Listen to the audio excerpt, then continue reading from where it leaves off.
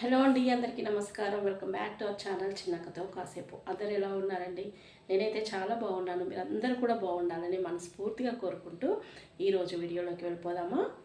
అయితే మనం ప్రైమరీ స్టేజ్లో ఉన్న పిల్లలకి తెలుగుకి సంబంధించి అచ్చులను నేర్పించాం కదండి. అయితే ఈ అచ్చులని మనం ప్రతిరోజు పిల్లల చేత స్లేట్ పైన రాయించాలండి. Next what comes after, what comes before, what comes between లెటర్స్ని మనము ప్రతిరోజు రాయించాలి. అంటే తర్వాత వచ్చే అక్షరాలు, ముందు వచ్చే అక్షరాలు, మధ్యలో వచ్చే అక్షరాలని ప్రాక్టీస్ చేయించాలి. నెక్స్ట్ డిక్టేషన్ కూడా పెట్టాలండి. మనం ఏవైనా కొన్ని లెటర్స్ మైండ్లో పెట్టుకొని అయినా ఒక పేపర్ మీద రాసుకొని పిల్లలకి మనం డిక్టేషన్ పెట్టాలి. నెక్స్ట్ కొన్ని లెటర్స్ని స్లేట్ పైన రాసి పిల్లలని అడగాలి.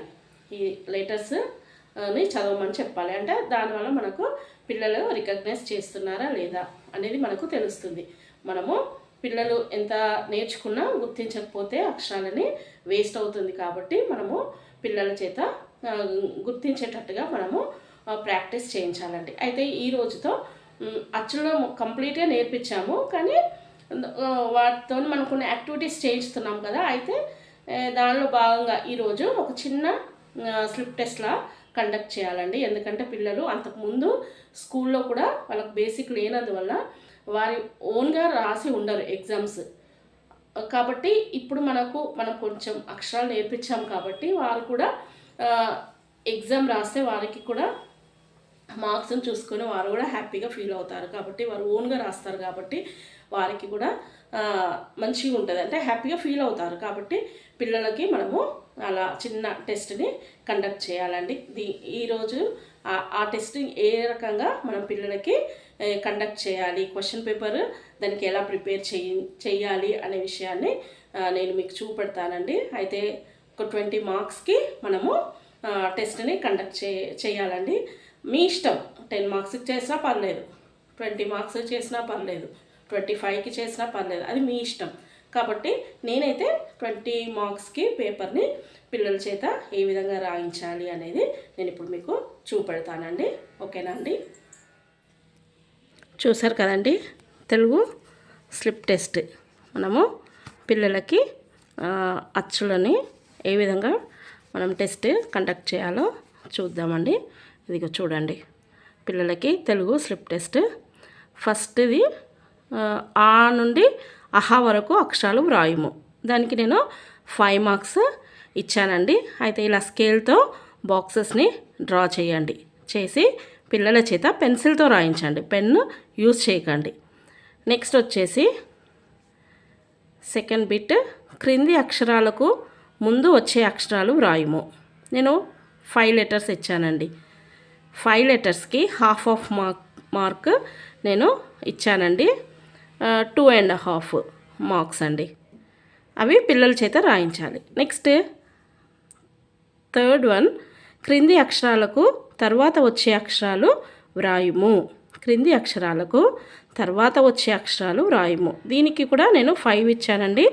హాఫ్ ఆఫ్ మార్క్ 2.5 5 ఇచ్చానండి.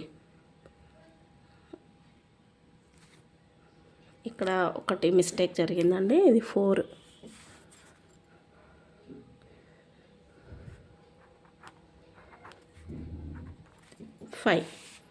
నెక్స్ట్ వచ్చేసి పిల్లలకి ఇలా ఇచ్చానండి. ఫోర్త్ వన్, ఏ అనే అక్షరాన్ని 0తో చుట్టండి. ఏ అనే అక్షరాన్ని 0తో చుట్టండి. నేను ఒక యాపిల్ డ్రా చేశానండి. మీరు ఏదైనా డ్రా చేయండి, మ్యాంగో కానివ్వండి, లేదంటే ఒక హట్ కానివ్వండి, హౌస్ కానివ్వండి, అలా మీకు ఏది, లేదంటే ఒక యానిమల్ని డ్రా చేసి దాంట్లో కూడా ఈ లెటర్స్ని రాసి ఇవ్వచ్చు, అది మీ ఇష్టము. నేను మాత్రం యాపిల్ డ్రా చేసి దాంట్లో ఏ అనే అక్షరాన్ని ఎలా ఒకటి ఎగ్జాంపుల్ ఇచ్చానండి. అంటే పిల్లలకి ఇది ఫస్ట్ టైం కాబట్టి మనము ఒకటి ఎగ్జాంపుల్ ఇవ్వాలి, అది పిల్లలు దాన్ని రౌండప్ చేస్తారు. దీనికి నేను 5 మార్క్స్ ఇచ్చానండి. నెక్స్ట్ లాస్ట్ వచ్చేసరికి డిక్టేషన్ అండి. 5 లెటర్స్ని మనం డిక్టేషన్ చెప్పాలి. దానికి గాను నేను 5 మార్క్స్ కేటాయించాను. అంటే టోటల్ 20 మార్క్స్ అండి. దీన్ని మనము రెడ్ పెన్తో మీరు కరెక్షన్ చేయండి. పిల్లలు ఎన్ని కరెక్ట్ రాస్తే అన్ని వరకే మార్క్స్ వేయండి. మనము ఏం హెల్ప్ చేయకుండా పిల్లల చేత రాయించాలి. ఓకేనా అండి? ఇది ఈరోజు అచ్చుల మొత్తం కూడా ఇది ఇలా టెస్ట్ కండక్ట్ చేస్తే ఇంకా ఇది ఇక్కడ వరకు అయిపోయింది. దీని అంటే డైలీ రాయించాలి, కానీ ఈరోజు మాత్రం అచ్చులని కంప్లీట్ చేసేద్దాం.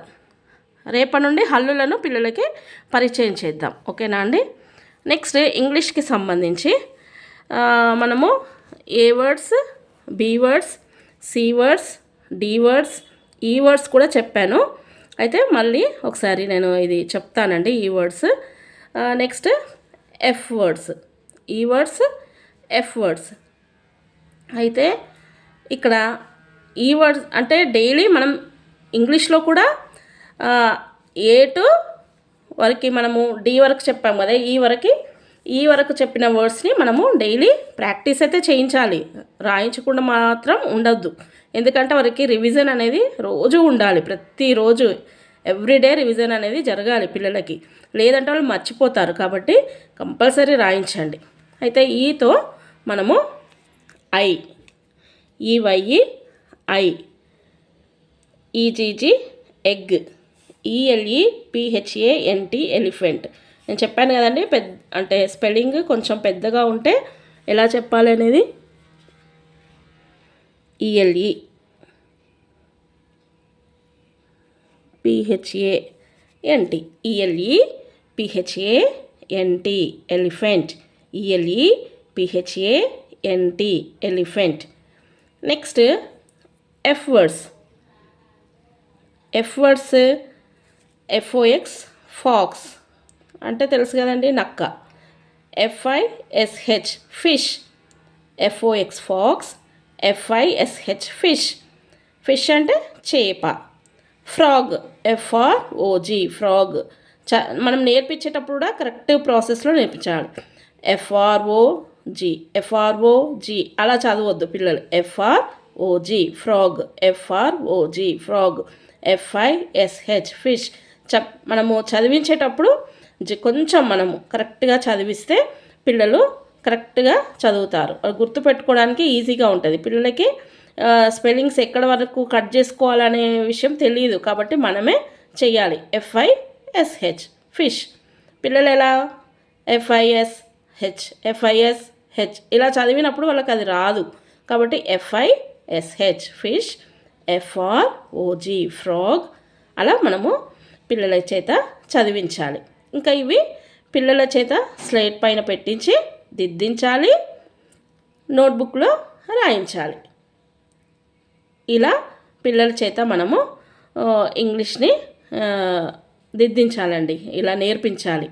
ఈ words, F words, E words already నేను చెప్పాను. Next F words. మీకు ఇవే కాదండి, ఈ వర్డ్స్ ఈతో వచ్చేవి ఐ, ఎగ్, ఇయర్, ఇంకా మీరు ఏవైనా ఈతో వచ్చేవి మీరు యాడ్ చేసుకోవచ్చు.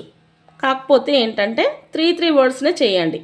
మరీ ఎక్కువ చెప్పడం వల్ల పిల్లలకి కొంచెం ఇంట్రెస్ట్ ఉండదు. కాబట్టి చిన్నగా నేర్పించుకుంటూ తర్వాత మనము ఎక్కువ కూడా నేర్పించవచ్చు. కాబట్టి ఈ రకంగా మనము పిల్లలకి నేర్పించుదామండి.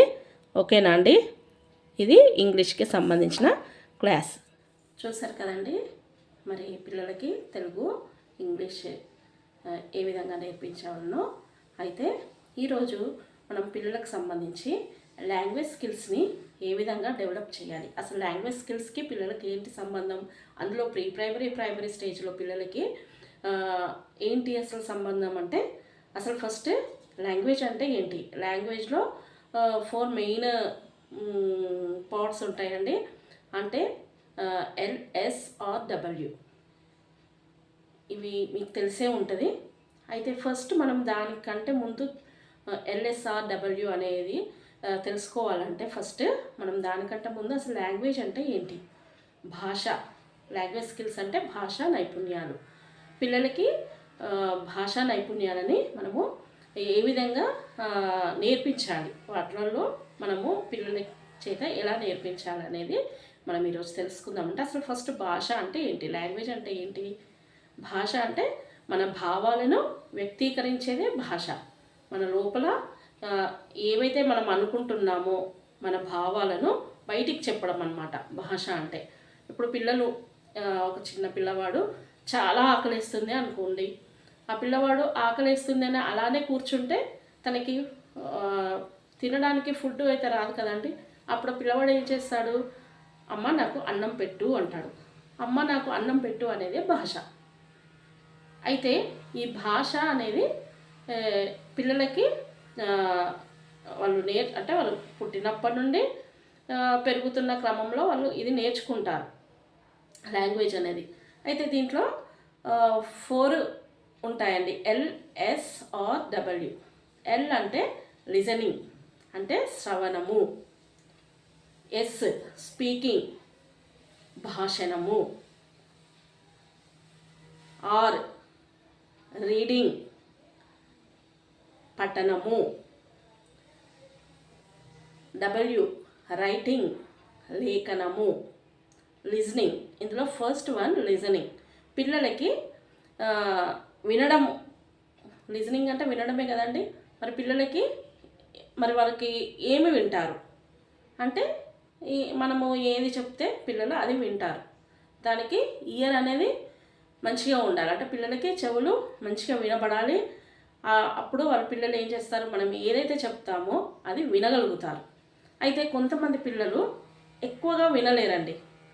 వినడం ద్వారా కూడా మనం నేర్చుకుంటాము, రాయడం ద్వారా నేర్చుకుంటాము, చదవడం ద్వారా కొంత నేర్చుకుంటాము, కాబట్టి మాట్లాడడం ద్వారా కూడా మనం నేర్చుకుంటాం. అయితే ఈ వినడం ద్వారా మరి పిల్లలు ఏం నేర్చుకుంటారు అంటే వారు ఇంట్లో తల్లిదండ్రులు చెప్పింది, సమాజంలో వాళ్ళతో వాళ్ళ చుట్టూ ఉన్న వాళ్ళ నుండి వాళ్ళు చెప్పేది నేర్చుకుంటారు. నెక్స్ట్ స్కూల్లో టీచర్స్ ఏదైతే చెప్తారో అది కూడా నేర్చుకుంటారు. అవి లెసన్సే కానివ్వండి, గుడ్ హ్యాబిట్సే కానివ్వండి, ఏదైనా పిల్లలు నేర్చుకుంటారు. అయితే కొంతమంది పిల్లలు వినరండి, ఎక్కువగా మాట్లాడుతూ ఉంటారు. ఆ మాట్లాడేది అలా అలవాటైన పిల్లలు లెసన్స్ వినాలంటే కూడా ఆసక్తి చూపరు. అంటే ఎదుటివారు మాట్లాడేది వారు వినడానికి ఇష్టపడరు. వాళ్ళు ఎంతసేపు వాళ్ళు మాట్లాడేది మనం వినాలి. అంటే టీచర్స్ని కూడా మధ్య మధ్యలో డిస్టర్బ్ చేస్తుంటారు. లెసన్స్ చెప్పేటప్పుడు వారు మధ్య మధ్యలో డిస్టర్బ్ చేస్తుంటారు. అయితే అలాంటి పిల్లల్ని మనము వినడం అనేది అలవాటు చేయాలి.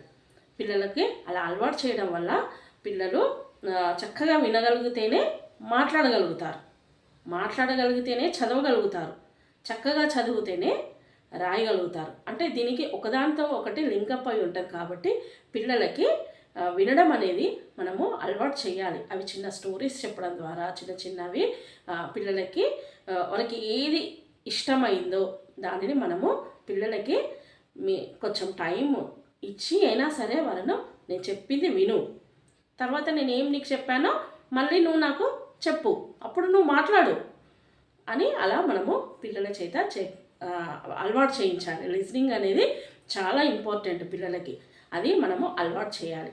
ఓకేనా అండి? మరి లిజనింగ్ మనం ఈరోజు తెలుసుకున్నాం కదా. మిగతా విషయాలని మనము రోజు ఒక టాపిక్ గురించి మనం తెలుసుకుందామండి. ఓకేనా అండి? మరి ఈ వీడియో కనుక మీకు నచ్చినట్టయితే లైక్ చేయండి, షేర్ చేయండి, కామెంట్ చేయండి, సబ్స్క్రైబ్ చేయడం మాత్రం మర్చిపోకండి. ఓకేనా అండి? మరొక మంచి వీడియోతో మీ ముందుకు వస్తాను. బాయ్ అండి.